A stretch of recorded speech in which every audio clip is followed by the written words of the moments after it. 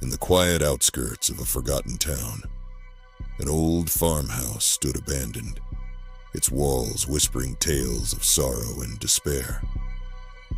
Locals spoke of eerie occurrences, shadows that danced behind broken windows, and knocks that echoed through the night. Drawn by the allure of starting anew, Alex and Jamie purchased the property, envisioning a life away from the city's chaos. They saw potential where others saw decay, believing love could restore what time had worn away. Their first night was serene, the silence of the countryside a soothing lullaby. But as midnight approached, a distant, rhythmic knocking resonated through the halls, stirring them from their slumber. Curiosity piqued. Alex roamed the darkened corridors, seeking the source. Each step he took seemed to amplify the sound, yet every room he entered was empty, save for the lingering scent of damp wood and neglect. The knocking led him to a basement door, previously unnoticed. Hesitant yet determined, he descended into the depths, the air growing colder with each step, the darkness thick and oppressive. There, concealed behind stacks of forgotten relics, he found a hidden room.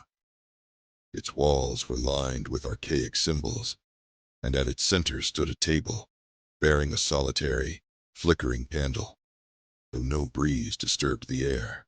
Among the artifacts lay a journal, its pages chronicling the descent of the previous owner into madness.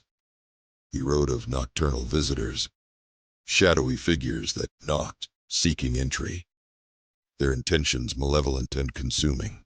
As days turned to weeks, the disturbances grew.